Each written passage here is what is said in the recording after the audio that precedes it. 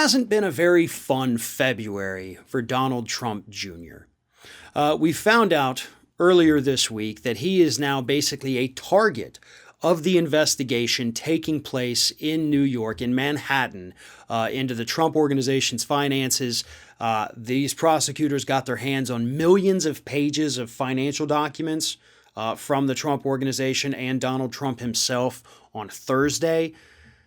And Trump Jr. is now basically named as somebody they're looking into because he was running the Trump Organization during the 4 years that Trump was in office. Yeah, that's been a bad week. But rewind 2 weeks, actually, back to February 11th.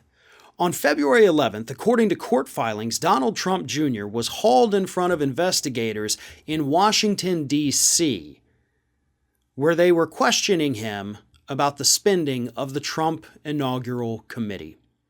Now, that is a scandal that has been widely forgotten about for the last 4 years, but it is one that essentially has been going on for 4 years. There's all kinds of different, threads within this one particular scandal, I guess you should call it.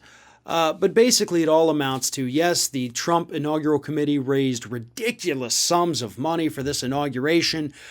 They paid tons of money to different hotels, including the Trump Hotel in Washington, D.C., and investigators believe that there was a lot of price gouging, there was a lot of phony invoices, there was a lot of fraudulent spending, and that's what they're looking into because that is what they believe. Again, nothing's been proven yet.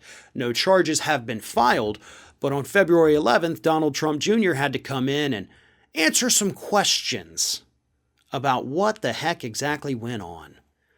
So that's probably not that good for him. Not to mention the fact that his sister Ivanka had also had to go and talk to these investigators in D.C. So yeah, the whole Trump family is kind of just not having a good February in general. But I think this one in D.C., I don't know that there's going to be a whole lot to it. But New York's the real deal. New York's the big one. That's the fun one. Because if they're now roping in Trump Jr. on this, it's only a matter of time before they pull in Eric as well. Because Eric, as we know, was running the company for the last 4 years alongside his brother Donnie Jr. Donnie Jr., a little bit closer to Trump himself. He was the gatekeeper for Donald Trump's financials, actually, the keeper of the trust.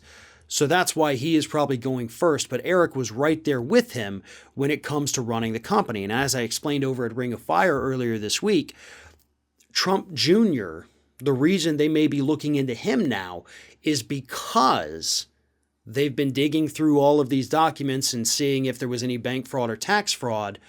And if they found those threads and they followed them and they're now looking into Trump Jr., it may mean that that particular scheme was continuing during the time that Donald Trump was president of the United States.